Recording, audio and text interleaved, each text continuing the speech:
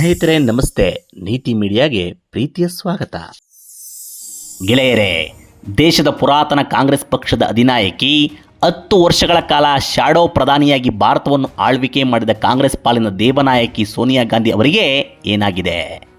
ಈ ಪ್ರಶ್ನೆ ಕಳೆದ ಹಲವು ದಿನಗಳಿಂದ ದಿಲ್ಲಿ ಪವರ್ ಕಾರಿಡಾರ್ನಲ್ಲಿ ವೇಗವಾಗಿ ಸುತ್ತುತ್ತಿದೆ. ರಾಷ್ಟ್ರ ರಾಜಕಾರಣದ ಪಡಸಾಲೆಯಲ್ಲಿ ದೊಡ್ಡ ಚರ್ಚೆಗೀಡಾಗುತ್ತಿದೆ. ಅವರ ಆರೋಗ್ಯದ ಬಗ್ಗೆ ನಾನಾ ವದಂತಿಗಳು ಓಡಾಡುತ್ತಿವೆ, ಊಹಾಪೋಹಗಳು ಹರಿದಾಡುತ್ತಿವೆ. ಈ ನಡುವೆ ಗಂಭೀರ ಆರೋಗ್ಯ ಸಮಸ್ಯೆಯಿಂದ ನವದೆಹಲಿಯ ಗಂಗಾರಾಮ್ ಆಸ್ಪತ್ರೆಗೆ ದಾಖಲಾಗಿದ್ದ ಸೋನಿಯಾ ಗಾಂಧಿ ಅವರು ಕಳೆದ ವಾರ ಡಿಸ್ಚಾರ್ಜ್ ಆಗಿದ್ದಾರೆ. ಇದಾದ ನಂತರ ಅವರ ಆರೋಗ್ಯದ ಬಗ್ಗೆಯಷ್ಟೇ ಅಲ್ಲ, ಕಾಂಗ್ರೆಸ್ ಪಕ್ಷದ ಆರೋಗ್ಯದ ಬಗ್ಗೆ, ಪುರಾತನ ಪಕ್ಷದ ಭವಿಷ್ಯದ ಬಗ್ಗೆ ರಾಜಕೀಯ ವಿಶ್ಲೇಷಕರ ವಲಯದಲ್ಲಿ ಚರ್ಚೆಗಳು ಬಿರುಸುಗೊಂಡಿವೆ. ಕಾಂಗ್ರೆಸ್ ನಾಯಕರ ವಲಯದಲ್ಲೂ ಈ ಕುರಿತು ಆಂತರಿಕ ಚಿಂತನೆಗಳಾಗುತ್ತಿವೆ. ಸೋನಿಯಾ ಗಾಂಧಿಯವರ ನಿರಂತರವಾದ ಅಜ್ಞಾತವಾಸಗಳ ಬಗ್ಗೆ, ಅವರ ಮನಸ್ಥಿತಿಯ ಬಗ್ಗೆ, ಅವರನ್ನು ಆವರಿಸಿಕೊಂಡಿದೆ ಎನ್ನಲಾಗುವ ರಾಜಕೀಯ ಹತಾಶೆಯ ಬಗ್ಗೆ ಹಲವು ವ್ಯಾಖ್ಯಾನಗಳಾಗುತ್ತಿವೆ. ಈಗಾಗಲೇ ಪಕ್ಷವನ್ನು ಬಹುತೇಕ ಪುತ್ರನ ಕೈಗೆ ಒಪ್ಪಿಸಿ ತೆರೆಮರೆಗೆ ಸರಿಯುತ್ತಿರುವ ಸೋನಿಯಾ ರಾಜಕೀಯ ಪರ್ವ ಮುಗಿದೇ ಹೋಯಿತು ಎನ್ನುವ ಮಾತುಗಳೂ ಕೇಳಿಬರುತ್ತಿವೆ. ಆದರೆ ಇದನ್ನು ಜೀರ್ಣಿಸಿಕೊಳ್ಳಲು ಕಾಂಗ್ರೆಸ್ಸಿಗರು ಸುತಾರಾಮ್ ಸಿದ್ಧರಿಲ್ಲ. ಸೋನಿಯಾ ಗಾಂಧಿಯವರಿಲ್ಲದ ಕಾಂಗ್ರೆಸ್ ಒಪ್ಪಲು ಪುರಾತನ ಪಕ್ಷದ ಫ್ರಂಟ್ ಲೈನ್ ಲೀಡರ್ಗಳೇ ಸಿದ್ಧರಿಲ್ಲ. ಏಕೆಂದರೆ ರಾಹುಲ್ ಗಾಂಧಿ ನೇತೃತ್ವದಲ್ಲಿ ಜಪ್ಪಯ್ಯ ಎಂದರೂ ಕಾಂಗ್ರೆಸ್ ತಕ್ಕಡಿ ಮೇಲೇಳುತ್ತಿಲ್ಲ. ಮೇಲೇಳುವುದಿರಲಿ, ಧರಾಶಾಯಿಯಾಗುತ್ತಿರುವ ಪಕ್ಷದ ಕುಸಿತವನ್ನು ತಡೆಯಲು ಕೂಡ ಆಗುತ್ತಿಲ್ಲ. ಈ ಹಿನ್ನೆಲೆ ಸೋನಿಯಾ ಅವರೇ ಕಾಂಗ್ರೆಸ್ಸಿಗರಿಗೆ ಈಗಲೂ ಅಸ್ತಿತ್ವ, ಆಧಾರ. ಇಂತಹ ಸೋನಿಯಾ ಅವರಿಗೆ ಏನಾಗಿದೆ? ಅವರ ಆರೋಗ್ಯ ಕುಸಿತ ಕಾಂಗ್ರೆಸ್ ಪಕ್ಷದ ರಾಜಕೀಯ ವೈಫಲ್ಯದ ಪರಿಣಾಮವಾ? ಗಾಂಧಿ ಪರಿವಾರದ ವೈಭವ ಮಸುಕಾಗಿದ್ದರ ಪ್ರಭಾವವ? ಫೈನಲಿ ಸೋನಿಯಾ ಇಲ್ಲದ ಕಾಂಗ್ರೆಸ್ಗೆ ಭವಿಷ್ಯವೇ ಇಲ್ಲವಾ?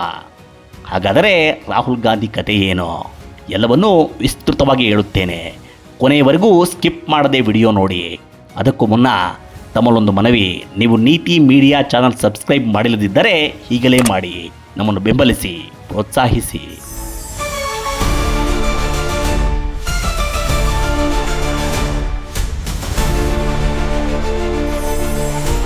ಸ್ನೇಹಿತರೆ, ಆಕೆಯ ಹೆಸರು ಎಡ್ವಿಸ್ ಆಂಟೋನಿಯೋ ಅಲ್ಬಿನಾ ಮೈನೋ.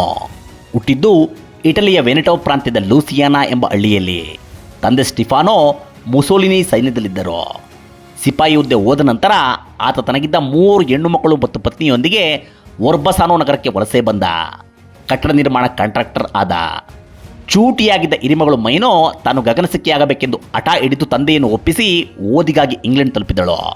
ಅಲ್ಲಿ ಓದುತ್ತಲೇ ರೆಸ್ಟೋರೆಂಟ್ ಒಂದರಲ್ಲಿ ಪರಿಚಾರಕಿಯಾಗಿ ಪಾರ್ಟ್ ಟೈಮ್ ಕೆಲಸ ಮಾಡುತ್ತಿದ್ದ ಆಕೆ ಅದೇ ಕೇಂಬ್ರಿಡ್ಜ್ ವಿಶ್ವವಿದ್ಯಾಲಯದಲ್ಲಿ ಇಂಜಿನಿಯರಿಂಗ್ ಮಾಡುತ್ತಿದ್ದ ಭಾರತದ ಪ್ರಧಾನಿ ಇಂದಿರೆಯ ಪುತ್ರ ರಾಜೀವ್ ಕಣ್ಣಿಗೆ ಬಿದ್ದಳು. ಪ್ರೇಮವಾಯಿತು, ವಿವಾಹವೂ ಆಯಿತು. 1968ರಲ್ಲಿ ಗಾಂಧಿ ಕುಟುಂಬದ ಸೊಸೆಯಾಗಿ ಭಾರತಕ್ಕೆ ಬಂದ ಸ್ಟಿಫಾನೋ ಮೈನೋ ಸೋನಿಯಾ ಗಾಂಧಿಯಾಗಿ ಬದಲಾದರು. ಗಾಂಧಿ ಕುಟುಂಬದ ವೈಭವೋಪೇತ ದಿನಗಳವೋ. ಆದರೆ ಅದೇನು ದುರಂತವೋ, ಮೈದುನ ಸಂಜಯ್ ಗಾಂಧಿ, ಅತ್ತೆ ಇಂದಿರಾ ಗಾಂಧಿ, ಪತಿ ರಾಜೀವ್ ಗಾಂಧಿ ಸಾವನ್ನು ಆಕೆ ಕಣ್ಣಾರೆ ಕಾಣುವಂತಾಯಿತು. ಕಾಂಗ್ರೆಸ್ನ ಅವಸಾನ ಆರಂಭವಾಯಿತು ಅನ್ನುವಷ್ಟರಲ್ಲಿ ಮತ್ತೆ ಸೋನಿಯಾ ಆ ಪಕ್ಷಕ್ಕೆ ಉಸಿರು ತುಂಬಿದರು. ಯಾರು ಏನೇ ಹೇಳಿದರೂ PV ನರಸಿಂಹರಾವ್ ಸರ್ಕಾರದ ನಂತರ ಕುಸಿಯುತ್ತಲೇ ಸಾಗಿ ಪತನದ ಅಂಚಿಗೆ ತಲುಪಿದ್ದ ಕಾಂಗ್ರೆಸ್ ಪಕ್ಷವನ್ನು ರಕ್ಷಿಸಿದ್ದು ಸೋನಿಯಾ ಗಾಂಧಿ. 1997ರಲ್ಲಿ ಪಕ್ಷ ಸೇರಿಕೊಂಡ ಆಕೆ ಆಟ ತೊಟ್ಟು ಪಕ್ಷ ಕಟ್ಟಿ 2004ರ ವೇಳೆಗೆ ಕಾಂಗ್ರೆಸ್ಗೆ ಅಧಿಕಾರ ತಂದುಕೊಟ್ಟಿದ್ದರು. ಅಲ್ಲಿಂದ 10 ವರ್ಷ ಆಕೆ ಅಕ್ಷರಶಃ ಪ್ರಧಾನಿಯಂತೆಯೇ ದೇಶವನ್ನು ಆಳಿದರು. ಆದರೆ 2014ರಲ್ಲಿ BC ಬಂದ ನರೇಂದ್ರ ಮೋದಿ ಅಲೆ ಎಲ್ಲವನ್ನೂ ಬದಲಿಸಿತು. ಸೋನಿಯಾರ ಕಾಂಗ್ರೆಸ್ ತರಗೆಲೆಯಾಯಿತು. ತನ್ನ ಪತಿ ರಾಜೀವ್ ಗಾಂಧಿ ಇಡೀ ದೇಶದಲ್ಲಿ ದಿಗ್ವಿಜಯ ಸಾಧಿಸಿ 414 ಲೋಕಸಭಾ ಸ್ಥಾನ ಗೆದ್ದಿದ್ದನ್ನು ಕಂಡಿದ್ದ ಸೋನಿಯಾ ತನ್ನ ಪುತ್ರ ರಾಹುಲ್ ಗಾಂಧಿ ವಿಪಕ್ಷ ಸ್ಥಾನವೂ ಸಿಗದಂತೆ ದಯನೀಯ ಸೋಲುಂಡಿದ್ದನ್ನು ನೋಡುವಂತಾಯಿತು. ಅವರು ಅಧಿಕಾರ ಕಳೆದುಕೊಂಡು ಇವತ್ತಿಗೆ 12 ವರ್ಷ. ಆಕೆಗೆ ವಯಸ್ಸೀಗ 79.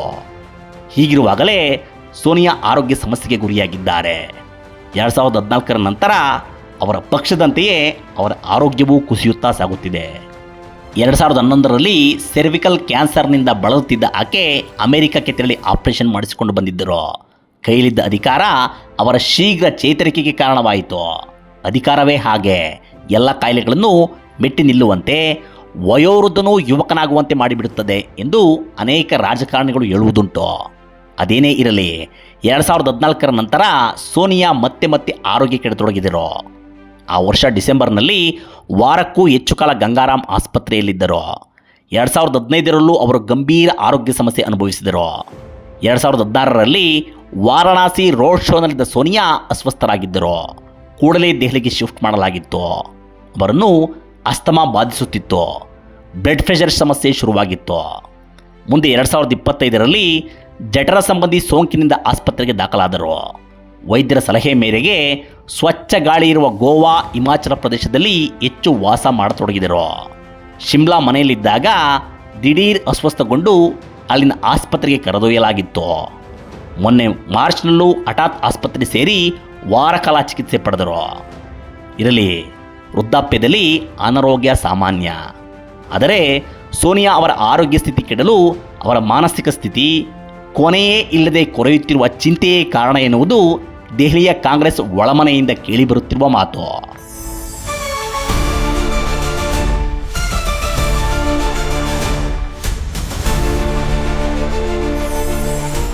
ಮಿತ್ರರೇ, ಸೋನಿಯಾ ಅವರನ್ನು ಅನಾರೋಗ್ಯಕ್ಕಿಂತ ಹೆಚ್ಚಾಗಿ ಕಾಡುತ್ತಿರುವುದು ರಾಹುಲ್ ಗಾಂಧಿ ಅವರ ರಾಜಕೀಯ ವೈಫಲ್ಯ.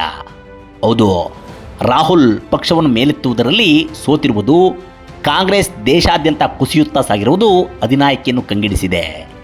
ಗಾಂಧಿ ಕುಟುಂಬದ ಚಾರ್ಮ್ ಮಸ್ಕಾಗಿರುವುದು ಆಕೆಯನ್ನು ನಿರಾಸೆಗೆ ದೂಡಿದೆ. ಸೋನಿಯಾ ಗಾಂಧಿ ಕೆಲ ವರ್ಷಗಳ ಹಿಂದೆಯೇ ತಮ್ಮ ಪುತ್ರನಿಗೆ ಪಕ್ಷದ ಜವಾಬ್ದಾರಿ ವಹಿಸಿಕೊಟ್ಟು ವಿಶ್ರಾಂತ ಜೀವನದ ಮೊರೆ ಹೋಗಿದ್ದರು. ಪುತ್ರನೇ ತಮ್ಮ ಉತ್ತರಾಧಿಕಾರಿ ಎಂದು ಘೋಷಿಸಿ ಸಾರ್ವಜನಿಕ ವಲಯದಲ್ಲಿ ಚರಿಷ್ಮಾ ಹೊಂದಿದ್ದ ಪ್ರಿಯಾಂಕಾ ಗಾಂಧಿಯನ್ನು ಬದಿಗೆ ಸರಿಸಿ ಇಡೀ ಪಕ್ಷ ರಾಹುಲ್ ಕೈಗೆಟ್ಟಿದ್ದರು. 2019ರಲ್ಲಿ ಪುತ್ರ ದಯನೀಯವಾಗಿ ಸೋತಾಗ ಕಂಗಾಲಾಗಿದ್ದರು. ಮತ್ತೆ ಆತನನ್ನು ದಂಡನಾಯಕನ ಜಾಗದಲ್ಲಿ ಕೂರಿಸಿದರೆ ಸೋಲು ಆತನ ರಾಜಕೀಯ ವರ್ಚಸ್ಸನ್ನೇ ಪೂರ್ಣವಾಗಿ ಮುಳುಗಿಸಬಹುದು ಎಂಬ ಲೆಕ್ಕಾಚಾರ ಹಾಕಿ ಮಲ್ಲಿಕಾರ್ಜುನ ಖರ್ಗೆ ಅವರನ್ನು ಮುಂದಿಟ್ಟುಕೊಂಡು 2024ರ ಎಲೆಕ್ಷನ್ಗೆ ಹೋದರು. ದಲಿತ ಕಾಯಿನ್ ಖರ್ಗೆ ರಾಹುಲ್ಗೆ ವಿಪಕ್ಷ ನಾಯಕನ ಸ್ಥಾನ ಸಿಗುವಷ್ಟು ಸೀಟು ತಂದುಕೊಟ್ಟರು. ವಿರೋಧ ಪಕ್ಷ ನಾಯಕನಾದ ನಂತರವೂ ರಾಹುಲ್ ಗ್ರಾಫ್ ಮೇಲೇಳಲೇ ಇಲ್ಲ. ಚುನಾವಣೆ ನಡೆದ ರಾಜ್ಯಗಳಲ್ಲೆಲ್ಲ ಕಾಂಗ್ರೆಸ್ ನೆಲಕಚ್ಚಿತು. ಚುನಾವಣಾ ಸೋಲು ಗೆಲುವುಗಳೇನೇ ಇರಲಿ, ಒಂದು ರಾಜಕೀಯ ಪಕ್ಷಕ್ಕೆ ಜಯಾಪರಾಜಯಗಳ ಆದಿ ಸಾಮಾನ್ಯ ವಿಚಾರ. ಆದರೆ ಈ ಆದಿಯಲ್ಲಿ ರಾಹುಲ್ ಗಾಂಧಿ ಯಾವತ್ತೂ ಗಂಭೀರವಾಗಿ ಸಾಗಲೇ ಇಲ್ಲ.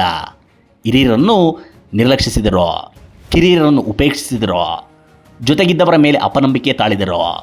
ವೇಗದ ನಿರ್ಧಾರ ಕೈಗೊಳ್ಳಬೇಕಾದಾಗ ವಿಳಂಬ, ದೃಢ ನಿರ್ಣಯ ತಾಳಬೇಕಾದಾಗ ಉಡಾಫೆ. ಜೊತೆಯಲ್ಲಿದ್ದ ಯುವ ನಾಯಕರನ್ನು ಪ್ರತಿಸ್ಪರ್ಧಿಗಳು ಅಂದುಕೊಂಡರು, ಹಿರಿಯರನ್ನು ಹೊರೆ ಅಂದುಕೊಂಡರು. ಸೋನಿಯಾ ಕಟ್ಟಿದ್ದ ಥಿಂಕ್ ಟ್ಯಾಂಕ್ ನಿಷ್ಕ್ರಿಯವಾಯಿತು. ಇಡೀ ದೇಶದಲ್ಲಿ ಪಕ್ಷ ಮತ್ತಷ್ಟು ಕುಸಿಯಲು ಕಾರಣವಾಯಿತು. ಇದು ನಾವು ಹೇಳುತ್ತಿರುವ ಮಾತಲ್ಲ. SM ಕೃಷ್ಣ ಅವರಿಂದ ಹಿಡಿದು ಗುಲಾಂ ನಬಿ ಆಜಾದ್ವರೆಗೆ, ಮನೀಶ್ ತಿವಾರಿಯಿಂದ ಹಿಡಿದು ಶಶಿ ತರೂರ್ವರೆಗೆ, ಆನಂದ್ ಶರ್ಮಾವರೆಗೆ ಗಾಂಧಿ ಕುಟುಂಬದ ಅನೇಕ ಅತ್ಯಾಪ್ತರೇ ಹೇಳಿದ ಮಾತು. ಅಷ್ಟೇ ಏಕೆ, ಮುಕ್ತವಾಗಿ ಮಾತನಾಡುವ ಇವತ್ತಿನ ಕಾಂಗ್ರೆಸ್ ನಾಯಕರು, ಕಾರ್ಯಕರ್ತರೇ ಹೇಳುವ ಮಾತು. ಇಂತಹ ರಾಹುಲ್ ಗಾಂಧಿ ಜಮಾನದಲ್ಲಿ ಕಾಂಗ್ರೆಸ್ ಈಗ ಅಧಿಕಾರದಲ್ಲಿರುವುದು ಹಿಮಾಚಲ ಪ್ರದೇಶ, ಕರ್ನಾಟಕ ಮತ್ತು ತೆಲಂಗಾಣದಲ್ಲಿ ಮಾತ್ರ. ಈಗ ನಡೆಯುತ್ತಿರುವ ಪಂಚರಾಜ್ಯಗಳ ಚುನಾವಣೆಯಲ್ಲೂ ಕಾಂಗ್ರೆಸ್ ಪಕ್ಷಕ್ಕೆ ಲಾಭವಾಗುವಂತೆ ಕಾಣುತ್ತಿಲ್ಲ. ಎಲ್ಲಕ್ಕಿಂತ ಹೆಚ್ಚಾಗಿ ಇಂಡಿ ಒಕ್ಕೂಟದಲ್ಲಿರುವ ಪಕ್ಷಗಳ ನಾಯಕರು ರಾಹುಲ್ ಬಗ್ಗೆ ವಿಶ್ವಾಸವಿಡುವಂತೆ ಕಾಣುತ್ತಿಲ್ಲ. ಯಾವ ಲೆಕ್ಕದಲ್ಲೂ ನರೇಂದ್ರ ಮೋದಿಯವರಿಗೆ ರಾಹುಲ್ ಪರ್ಯಾಯ ನಾಯಕ ಎಂದು ದೇಶ ಒಪ್ಪಿಕೊಳ್ಳುತ್ತಿಲ್ಲ. ಹೀಗಾಗಿ ಸೋನಿಯಾ ತೀವ್ರವಾಗಿ ಚಿಂತಿತರಾಗಿದ್ದಾರೆ. ಪುತ್ರನ ವೈಫಲ್ಯದ ಚಿಂತೆ ಅವರನ್ನು ಇನ್ನಿಲ್ಲದಂತೆ ಕಾಡುತ್ತಿದೆ, ಮುಂದಿನ ದಾರಿಯೇ ಕಾಣದಂತೆ ಮಾಡಿದೆ.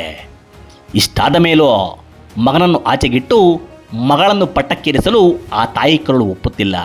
ಪ್ರಿಯಾಂಕಾಗೆ ಪಟ್ಟ ಕಟ್ಟಿದರೆ ಅಳಿಯ ರಾಬರ್ಟ್ ವಾದ್ರಾ ಪಕ್ಷವನ್ನು ಹೈಜಾಕ್ ಮಾಡಬಿಡಬಹುದು ಎಂಬ ಆತಂಕವೂ ಇದೆ. ಇವೆಲ್ಲ ಸೇರಿ ಸೋನಿಯಾ ಚಿಂತೆ ಮತ್ತಷ್ಟು ಹೆಚ್ಚಿದೆ. ಕಾಂಗ್ರೆಸ್ ಭವಿಷ್ಯದ ಮೇಲೆಯೇ ಕತ್ತಲು ಕವಿಯುವಂತೆ ಮಾಡಿದೆ.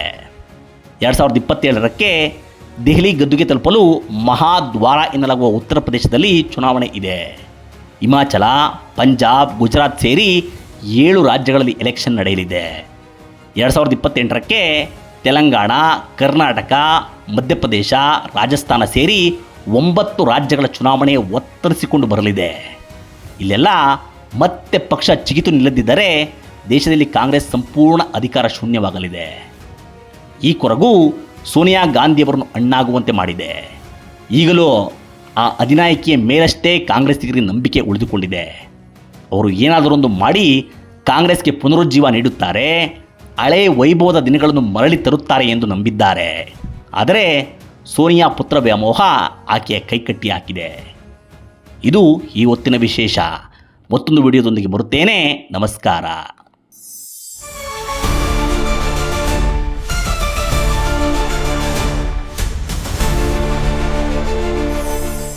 ನಿರಂತರ ವಿಡಿಯೋಗಳಿಗಾಗಿ ನೀತಿ ಮೀಡಿಯಾ ಯೂಟ್ಯೂಬ್ ಚಾನೆಲ್ ಸಬ್ಸ್ಕ್ರೈಬ್ ಮಾಡಿ.